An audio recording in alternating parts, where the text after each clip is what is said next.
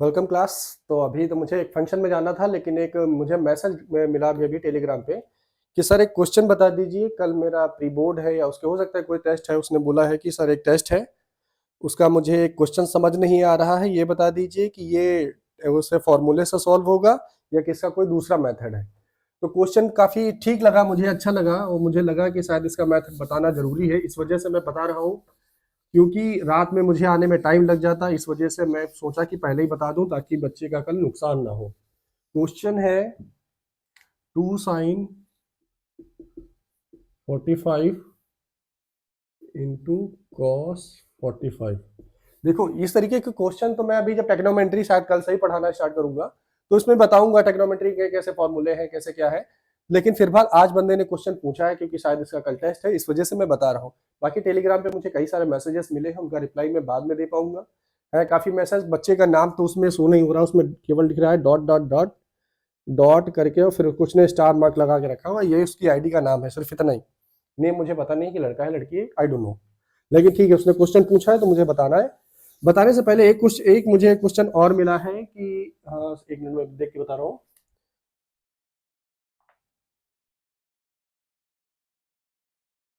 हाँ भाई, ग्राफ की प्लॉटिंग बता दो।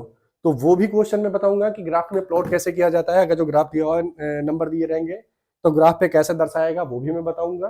डोंट वरी, आप इससे भी बेफिक्र रहिएगा।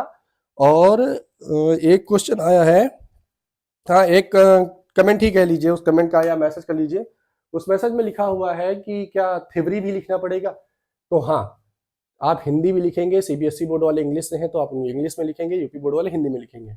अगर जो हिंदी में उनका पेपर आता है या हिंदी में पेपर सॉल्व कर रहे हैं तो इंग्लिश में सॉल्व कर रहे हैं तो इंग्लिश में लिखना पड़ेगा। बिकॉज अब क्योंकि थ्योरी अगर जो आप जैसे प्रूफिंग कोई कर रहे हैं तो प्रूफिंग में थ्योरी लिखना ही पड़ेगा, क्योंकि आपको उस थ्योरी के ही नंबर मिलेंगे।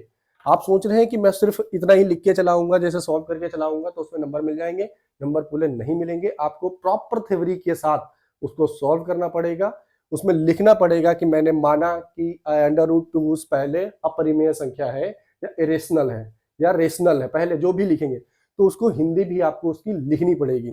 अब देखो ये क्वेश्चन जो है उस बंदे ने उसका कहने का मतलब ये था कि ये जो sin 45 है तो इसको या इस वाले मेथड से सॉल्व करना है या डायरेक्टली वैल्यू निकाल के, क्योंकि एक इसका वैल्यू दूसरे तरीके से भी निकालने का तरीका है, लेकिन फिलहाल उसमें हमको नहीं जाना है क्योंकि सिर्फ इसी में। हाँ, इस वाले में आप सबसे पहला क्या देखो, दो वैल्यू आपको पता होना चाहिए, sin 45 cos 45 की। तो जब तक कि ये वैल्यू पता नहीं होगी तब तक के लिए आपको क्वेश्चन नहीं पता चलेगा।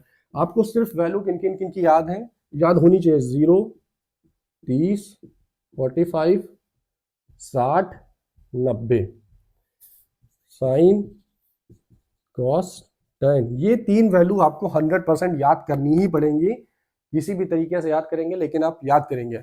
इन केसेस में इन दोनों का मान जो sin 45 cos 45 का मान है, ये इसमें दोनों केसेस में 1/√2 1/√2, ये दोनों केसेस में इसका मान सेम रहेगा। ये साइन और cos में है, tan की वैल्यू दूसरी होगी। ठीक, तो बस इसमें कुछ नहीं करना है, आपको सिर्फ वैल्यू का मान रखना है, 1/√2 इंटू 1/√2, सॉल्व कर देना है इसको।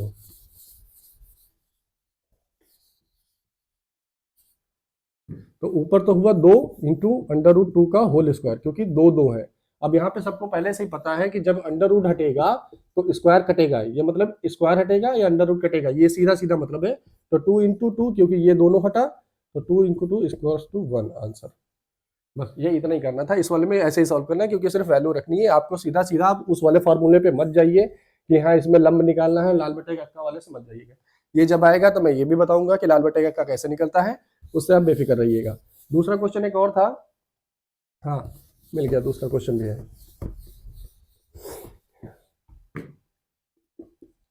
tan a इक्वल्स टू 1, तो मान ज्ञात करता है 2 sin a cos a, ये मान निकालना है। अब इस वाले केसेस में भी आपको इसकी वैल्यू पता करनी पड़ेगी।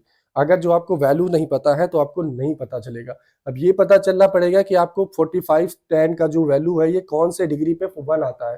तो इसके लिए आपको tan 45 की वैल्यू पता करनी पड़ेगी। अब फिलहाल मुझे याद नहीं है फिलहाल tan 45 की वैल्यू कितनी है, तो 1 मिनट दीजिएगा, मैं tan 45 की वैल्यू चेक कर लूँ। मेरे ख्याल से 1 होना चाहिए या √3 होनी चाहिए, बिना मैं क्लियर नहीं पता हूँ क्या है।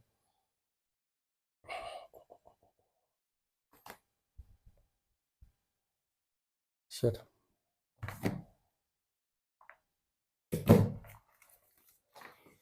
tan 45, हाँ tan 45 1 है, तो बस tan 45 1। तो अब इस वाले फार्मूले को लगाने से पहले आपको इस वाले फार्मूले को चेंज करना पड़ेगा, मतलब tan टू tan 45। अब इसका मतलब ये हुआ कि tan एक जगह जो लिखा है तो tan 45 का मान होता है 1, तो इसकी जगह पे मैंने लिखा है tan 45। अब जब तक के लिए आपको इसकी वैल्यूज नहीं पता होंगी तब तक के लिए आप इसको नहीं पता कर पाएंगे कि tan 45 क्या है tan ए। अब यहाँ पे धीरे धीरे tan काट दो, a इक्वल टू आया 45, मतलब कि आपको जो यहाँ पे वैल्यू पिट करनी पड़ेगी वो 2 sin 45 इंटू cos 45। अभी मैंने बताया था कि sin वही आ गया कि 1/√2 इंटू 1/√2। दोनों क्वेश्चन सेम थे, लेकिन उसका दोनों का करने का प्रोसेस दूसरा था। इसमें tan दिया हुआ था, उसमें डायरेक्टली वैल्यूज नहीं पूछा हुआ था। तो आप ये चीज याद रखिएगा, जब ऐसा कोई सिचुएशन आएगी तो सबसे पहले उसकी आगे वाली जो हमारी डिग्री होगी उसकी वैल्यू कौन, इनकेस अगर जो यहाँ पे √3 दिया होता तो यहाँ पे 60 वैल्यू आ जाती, क्योंकि tan √3 की वैल्यू 60 होती है। शायद, मुझे क्लियर ये भी नहीं याद है, लेकिन फिर भी आपके कहने से शायद मैंने कहीं इसको लिखा हुआ था, नोट डाउन किया हुआ था tan 60। ठीक है, नहीं लिखा है मेरे पास, ये tan 45 60, लेकिन फिर यहाँ देख लेना जो भी है 60 मेरे ख्याल से 60 ही होना चाहिए। बाकी अब ये चीज ये याद रखिएगा, लगाने के प्रोसेस सेम रहेगा, ये भी जो भी तरीका है, ठीक। और मैंने ये चीज जो नोटिस बताया था कि जो मेरे पास क्वेश्चन आया था कि हाँ थ्योरी लिखना पड़ेगा, आपको 100% लिखना पड़ेगा, क्योंकि आप प्रूफिंग में थ्योरी अगर जो नहीं लिखेंगे या क्वेश्चन सॉल्व करते टाइम थ्योरी नहीं लिखेंगे, आपका क्वेश्चन गलत हो जाएगा। गलत इन द सेंस गलत नहीं होगा, लेकिन अगर जो नंबर 5 नंबर का क्वेश्चन होगा तो उसमें आपको 3 नंबर मिलेंगे, 2 नंबर कट जाएगा। अब सोचिए आपको सिर्फ 2 लाइन 4 लाइन हिंदी की लिखनी रहेगी, उसमें आपके 2 नंबर कटेंगे, तो आपको कितना बड़ा लॉस रहेगा। हाँ, बाकी क्वेश्चंस मेरे पास और आ रहे हैं, जो मेरे खास कुछ पता नहीं क्या है, उनको पर्सनल क्वेश्चन पूछ रहे हैं कि भैया जिम जाते हैं। हाँ, मैं जिम जाता हूँ, आपको कोई भी डाउट हो जिम से रिलेटेड वो भी पूछ लेगा, वो भी बता दूंगा। लेकिन अभी आपका पेपर है तो आप उस पर फोकस करिए, मेरी जिम पे क्या है, क्या प्रोसेस है, उस पर मत ध्यान दीजिए। एग्जाम हो जाइएगा उसके बाद बताइए कि मैं पर्सनल ट्रेनिंग देने के लिए तैयार हूँ, कोई दिक्कत नहीं, लेकिन ये ध्यान रखिएगा अभी आपका एग्जाम इंपॉर्टेंट है। ठीक है, मिलते हैं अगले क्वेश्चन में। और जो अगला क्वेश्चन मेरे पास जो आए हैं वो प्लेटर डायग्राम के आए हुए हैं, और उसके मैं पढ़ाने वाले कौन कौन सा टॉपिक मैं कवर कर दूंगा। एक तो प्लॉटर डायग्राम, जो इसे डायग्राम पे कैसे कवर किया जाता है, उसके बाद टेक्नोमेट्री थोड़ी थोड़ी कवर करूंगा, बहुत इजी क्वेश्चन, ज्यादा नहीं। और उसके बाद मैं कवर करूंगा मीन मॉड मीडियन, और इजी तरीके से मैं अगर जो आएगी तो प्रोबेबिलिटी, मैं यही 4 टॉपिक कवर करूंगा। 4 टॉपिक जितने मैंने पढ़ा है, जितना आप पढ़ लेंगे, इतना पढ़ने के बाद मैं 100% गारंटी के साथ कह सकता हूँ आप फेल नहीं होंगे, बैक नहीं आएगी। क्लियर, बस जितना मैं पढ़ाऊँ उसको अच्छे से पढ़ लेना, कोई दिक्कत नहीं। मिलते हैं नए वीडियो में, क्योंकि अभी मुझे फंक्शन के लिए लेट हो रहा है, मुझे रेडी होना है। ठीक है, मिलते हैं कल के नए वीडियो में।